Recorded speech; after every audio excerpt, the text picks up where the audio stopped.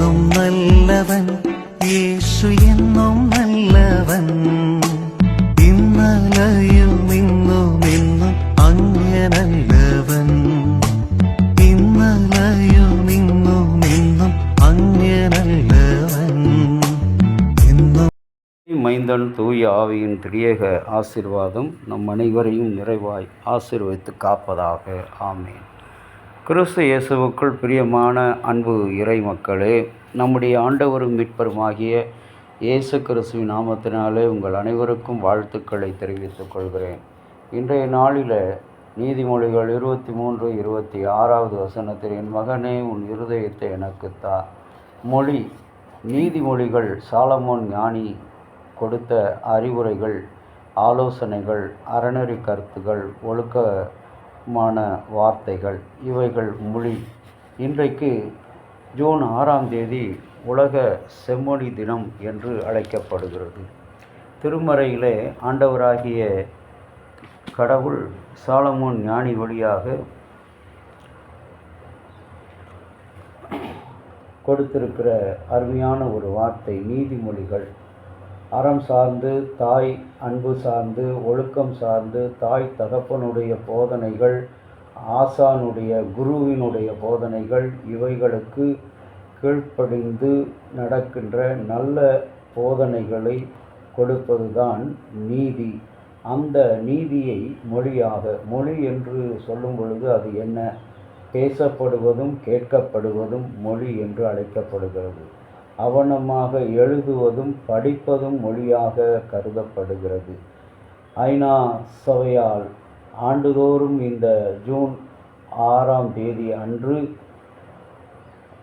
உலக மொழி தினம் என்று, செம்மொழி தினம் என்று கொண்டாடப்பட்டது. 2004 சமஸ்கிருத மொழியும், 2005 கன்னட மொழியும், 2008 மலையாளமும், 2013 ஒடிஷாவும், 2014 இந்த அந்தஸ்தை பெற்றது என்பதை அறிந்திருக்கிறோம்.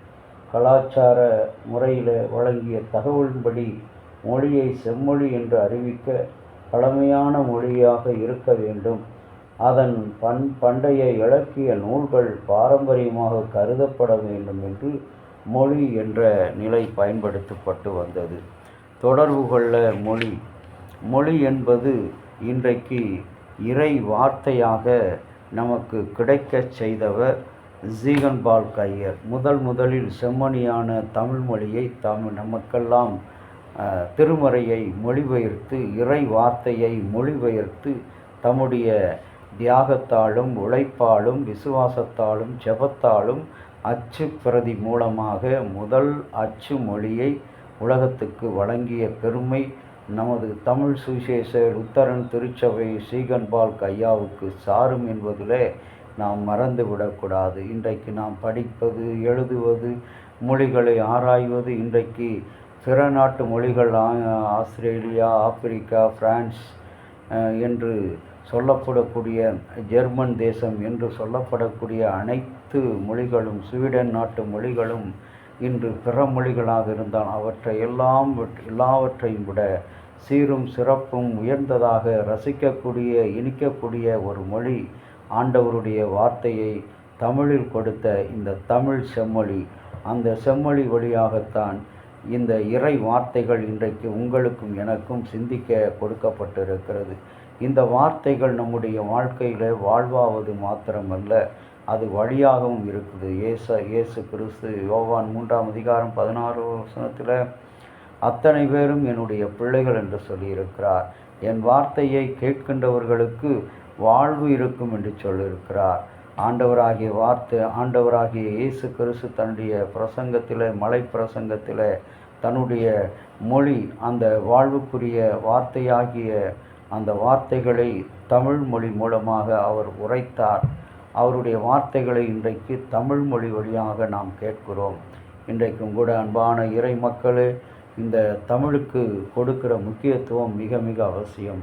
இந்த முக்கியத்துவத்தை இன்றைக்கு அநேகர் மறந்துவிட்டு ஆங்கில மோகம் கொண்டு, அயல்நாட்டுக்காரருடைய மோகம் கொண்டு, அயல்நாட்டினர் சென்ற அந்த பலியின் பொருட்டாக அவர்களிடம் இருந்து நம்மிடக்கு ஒரு தொற்று நோய் போல இந்த அந்நிய மோகம், மொழியிலும் கூட நாம் அந்நிய மோகத்தில் இருக்கிறோம், அந்நிய கலாச்சாரத்தில் இருக்கிறோம்.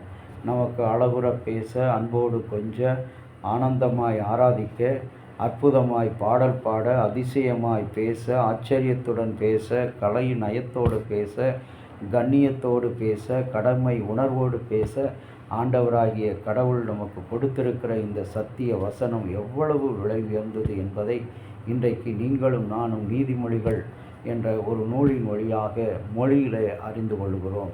அந்த மொழியை நாம் பின்பற்றுவோம். இறைமகன் இயேசு ஆண்டவரை நோக்கி ஜெபம் செய்வோம். எல்லாம் உள்ள கடவுள், இந்த நாளிலும் கூட ஆண்டவரை உலக செம்மொழி தினமாக கொண்டாட எங்களுக்கு கொடுத்திருக்கிறீர். இந்த நாளை நாங்கள் ஆசீர்வாதமாக நினைக்கிறோம். இந்த நாளிலும் கூட இந்த திருமறையை நாங்கள் தமிழில் படிக்க, கையில் ஆராதிக்க ஆண்டவருடைய ஆசீர்வாதத்தை சுதந்திரத்துக்குள்ள கொடுத்திருக்கிறீர். அதற்காக நன்றி. தொடர்ந்து உம்முடைய கிருபையின் கரத்தில் ஒப்பணிக்கிறோம். இயேசு நாமத்தில் பிதாவே, ஆமேன். தந்தையாகிய கடவுளின் அன்பும் மைந்தராகிய இயேசுனுடைய அருளும் பரிசுத்த ஆவியினுடைய நல்ல உறவும் பாதுகாப்பும் உங்கள் அனைவரோடு கூட இருப்பதாக. ஆமேன்.